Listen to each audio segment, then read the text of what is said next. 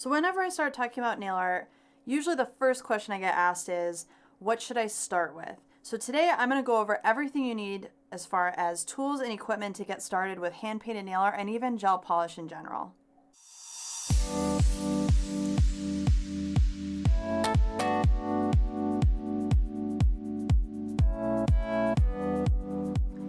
Hey guys, so I've got another video planned for you today regarding nail art. I hope you guys are enjoying all of the nail art stuff I've been doing so far. And I wanted to go over some of the basic things because I know there's a lot of people that are either just getting started with nails in general, or maybe you're a student and you're about to graduate and you're trying to invest in product efficiently and smartly. Or maybe you already are deep into nails and you're trying to get more into the nail art side of things. I actually did not start out with a lot of nail art skills. And what I ended up doing was taking quite a few not nail classes, but art classes completely unrelated to nails. I've taken art even when I was a kid in school. And as an adult, when I started getting into actual nails, I did go take some basic drawing classes and stuff, which has really helped me. But I wanted to go over some really basic stuff today that I think will help you get prepped. That way, as we move forward with this nail art portion of the Gel and Nail Fundamentals series, you guys will be very well prepared. Okay, so let's talk about first, before I get into the color wheel, let's talk about basic gels that you're going to need. Now, this applies not only for nail art, but it also applies just for if you're just getting started with nails and you don't have a limitless budget and you're like, Liz, I just need to know what I need to start with. Other than base and top coat, obviously, the easiest way to get started with nails, especially colors, believe it or not, is to start with 5 colors, okay? So you're going to need a red, yellow, and blue, and try and get the truest kind of Crayola crayon colors that you can. So these are what I would consider typical primary colors. This yellow might be like a little bit on the golden side, but it doesn't really matter. Okay, so if you're going to invest in nail products, I really recommend you get yourself a very high quality brand that can be used for both full color and nail art. Pretty much every brand that we sell on the Nail Hub is like that, where it can be used for both gel polish as well as nail art. It's very heavily pigmented. You can see these are like the basic primary colors. And in case you did not learn this at all, which is totally fine. Usually in school you learn about primary colors, but if you didn't, primary colors are like what you consider like grade school colors, red, yellow, and blue. And they're primary because they allow us to mix them together and make secondary, tertiary colors, all kinds of things, which I'll get into in a second. All right. Then if we're going to make these shades, and like you might have learned this in school, where yellow and blue makes green and red and yellow makes orange and red and purple, or red and blue makes purple. So those are secondary colors. Well, we also need to be able to make different shades of these 3 primary colors as well as secondary colors. So how do we make things lighter? We make things lighter by adding white. So a good white is always a staple, and I'll show you guys in a second the difference between a couple different options of white, but just your basic, nicely pigmented white, and most basic whites are going to be nicely opaque, but they are going to be a little bit thinner than like a super white out white one. And then how do we make colors darker? Well, we make colors darker by adding black. So we need a black in our lineup. To be able to make any of these shades darker, we use black. To make any of these shades lighter, we use white.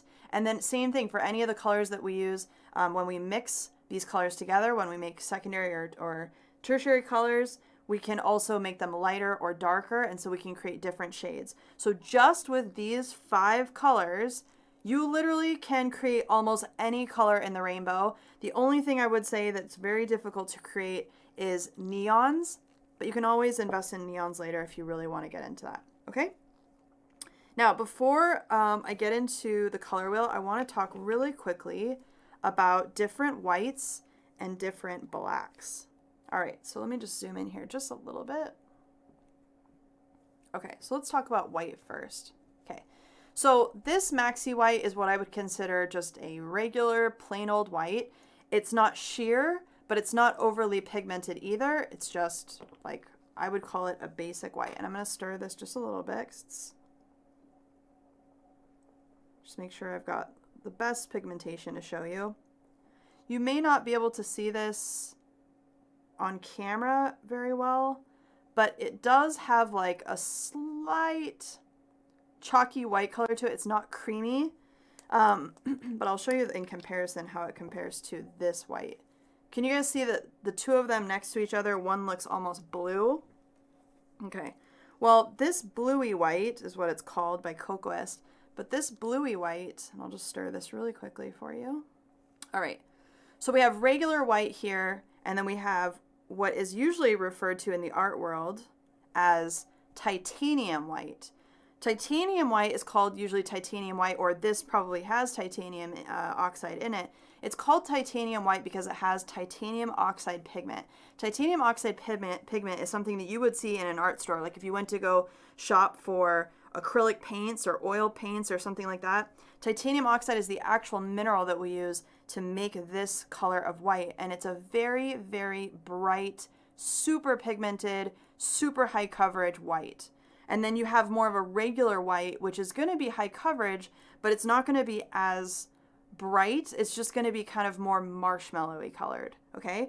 So you can totally choose which type of white you want based on what you're doing with it. Now, typically what I do is I use regular whites for mixing.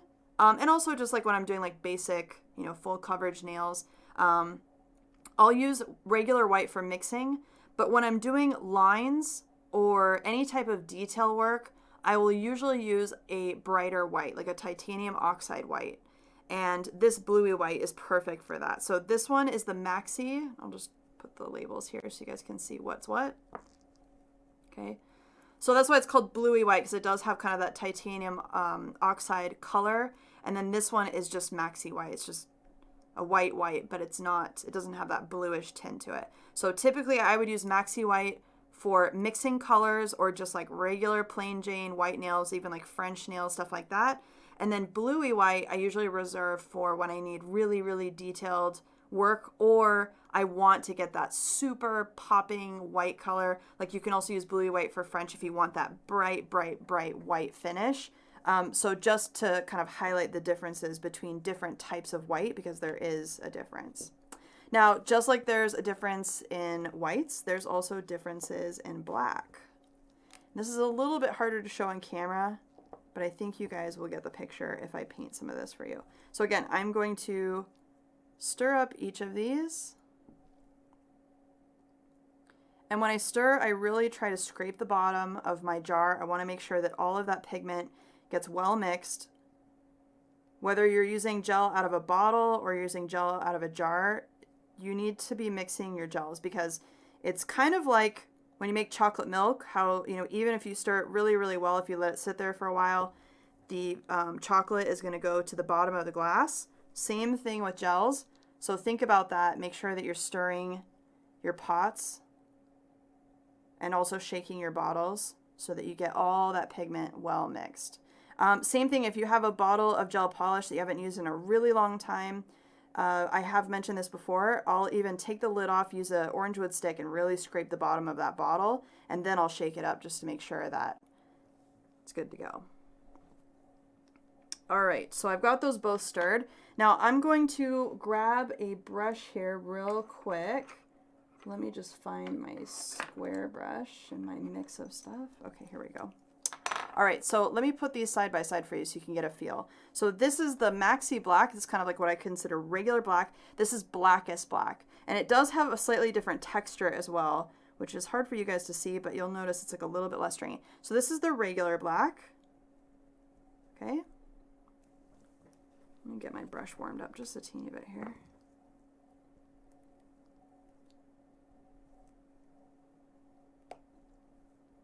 There we go.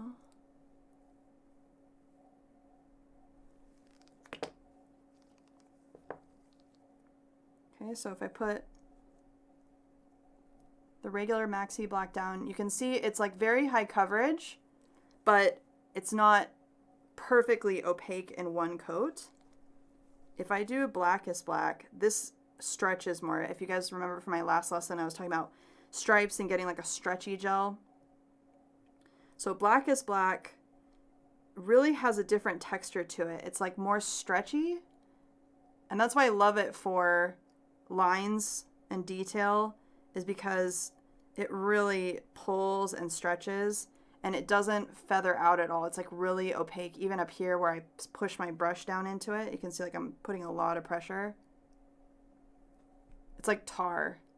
So you can see up here, the regular black is semi-sheer. Now, if I did 2 coats of this, it would be perfectly opaque, but you can see that the blackest black is just like super, super, super pigmented, and it does have a different texture to it. It's a little bit stickier and a little bit stringier, and it just kind of just pulls a little bit more, stretches is what I like to refer to it as, okay? So just like I was talking before about how we want gels that they don't break the line, we want a stretchy gel to be able to do detail work with. That's why I use something like Blackest Black for detail work, and then for regular things, I would use my Maxi Black. Same thing as I said with the whites. So if I'm going to make a color darker, I would typically use my Maxi Black to use as a mixing black to make shades, darker shades. And I reserve the Blackest Black for either when I want really, really, really high coverage black over the whole entire surface, or I also want to do detail work like line work, finishing details, stuff like that. I'll use the Blackest Black, okay? So just so you guys can see. And the Cocoas lineup, they use numbers as well as names. So this is E148 is Blackest Black, and then E2 is Maxi Black, okay? So that kind of gives you like an idea of how they differ. And actually, while I have this out, let me just compare the whites for you too, so you can kind of see the difference, okay? So there's my bluey white. So you'll see it's just same as the Blackest Black, super, super, super pigmented. And then the regular white, it's pigmented, but it's just a little bit less pigmented. Can you see like how you can see my brush strokes in it? All right, so that's kind of the difference of what it looks like. It's just a different color payoff, and it's just a different finish. So that is something that you may want to consider if you're getting into nail art, is having the primary colors as well as, you know, investing in some good blacks and whites, because black and white you use a lot. And especially for line work and stuff, you just want to have a product that works really well for you. So these are my personal favorites for nail art. Doesn't mean they're the only ones that I use, but these are probably the ones that I reach for the most. It's just Cocoist is made for nail art. The whole line is just for you know, full coverage colored nails, but mainly Japanese nail art. And nail art is just, you need really good quality gels to be able to do that with, okay? So again, red, yellow, and blue. I'm just going to stir these up while we're talking about them. And you just want like nice, you know, Crayola crayon colors. Oh.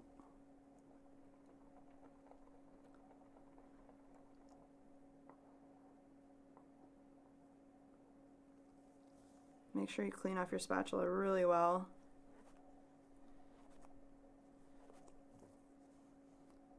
Yellow.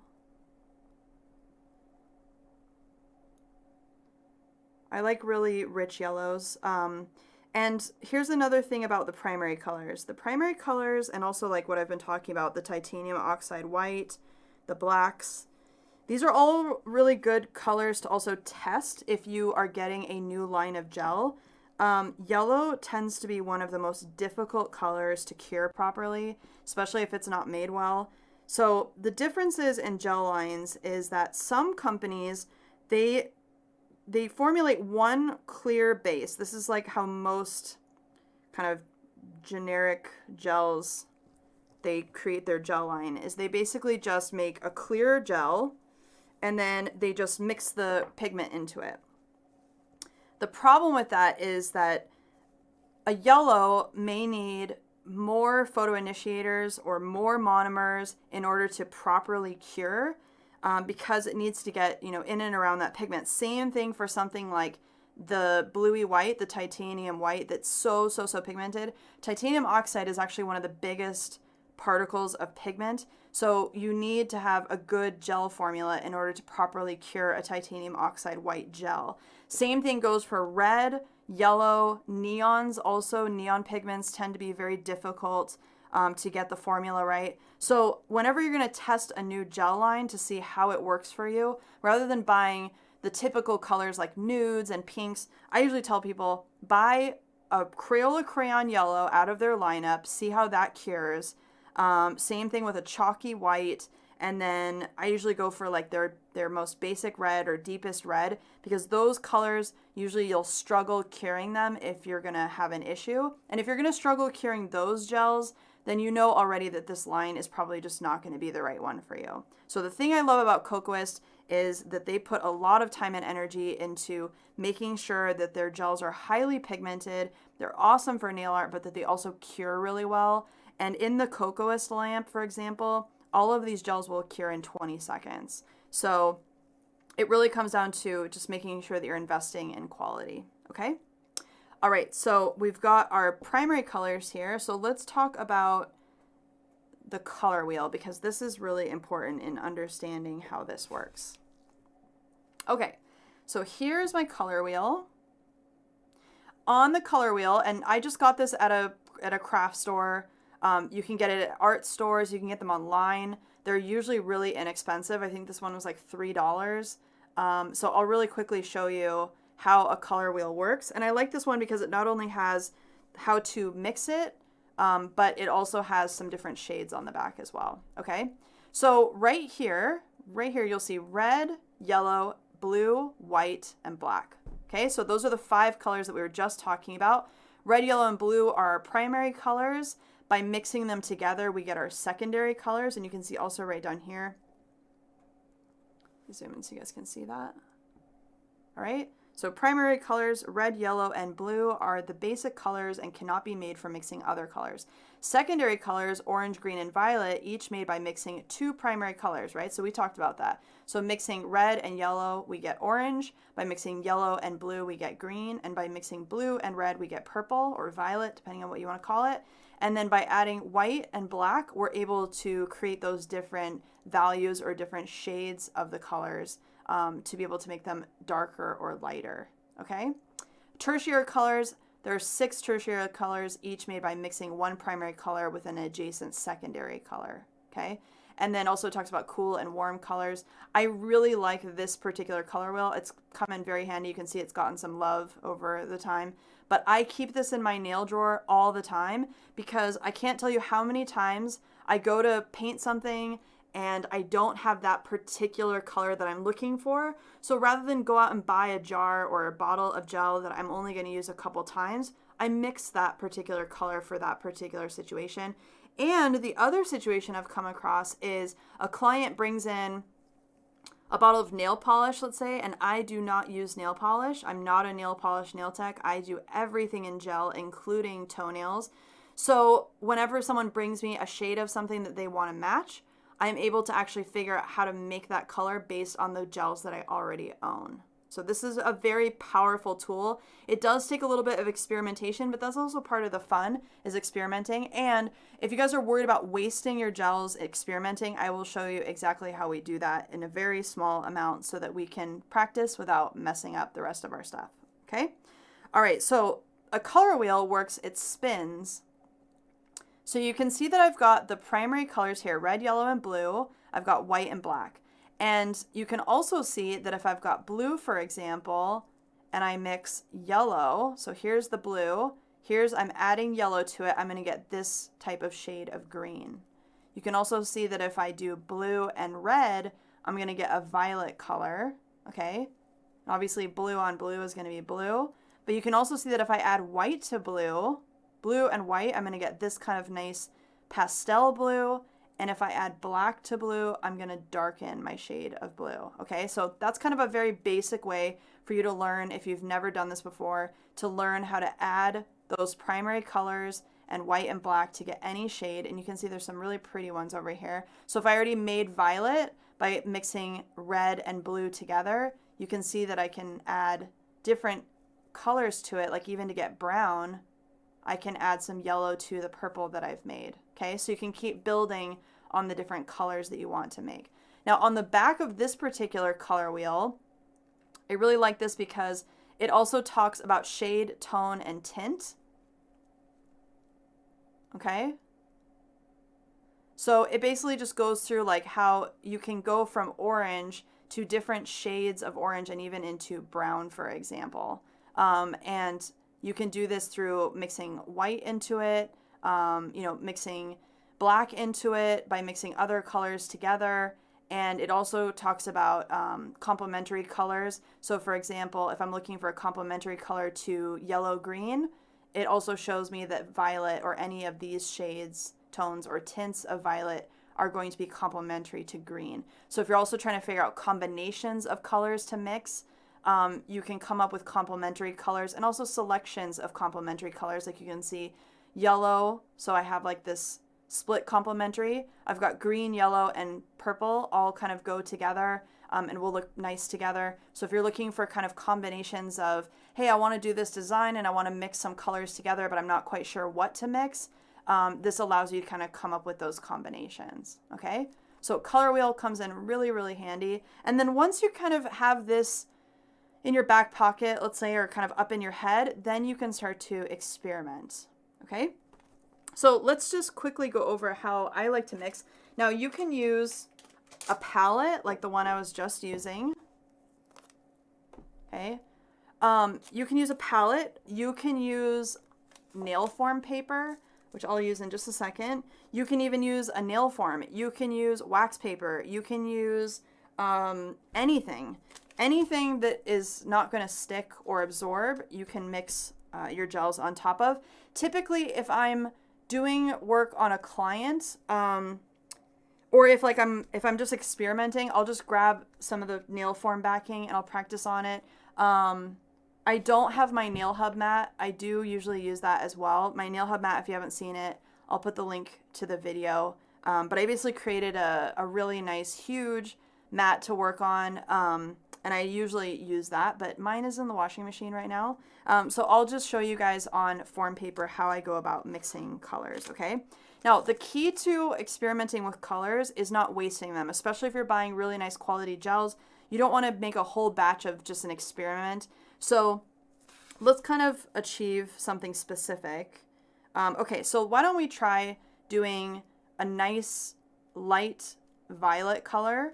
So first I need to make violet and then I need to add white to it. Okay, so to make violet, what I'm going to do is I'm going to take a little bit of red. And the other thing that I usually do when I do this is I use the same exact spatula. I typically will use the exact, or I try to use the exact same amounts. So if I'm considering this one dollop, I try to make sure that my dollops are the same size. The other thing I also do is I will keep a pen and paper handy, or my iPad or my phone, so I can make notes about if I want to, if like, let's say I make this mix and I'm like, this is the prettiest purple I've ever made in my entire life. I want to be able to recreate it. So you can come up with recipes where you know that there's 2 parts of this color and 1 part of that color. And it just allows you to remember what you've mixed, especially if you're making custom mixes for clients. You want to be able to remember that. Okay, so here's like 1 dollop of red. I'm just going to take 1 equal amount of blue. Okay, so trying to do same height, same amount on the tip of my spatula. Okay. So I'm going to mix these 2 together and just see what kind of purple I get. And it might be really, really, really dark. So let's just see. You want to mix it really well. And again, we're using a very, very small amount, so sometimes it's a little bit difficult to see. But if I kind of spread this out for you, can you see how this is kind of like a reddish, it's like a reddish plummy purple? Okay, and you can kind of see there's a little bit of red streaking in there. But see if I start to mix it together, it's almost like a plum purple. Okay, so let's say I want to make this more of a bluish purple.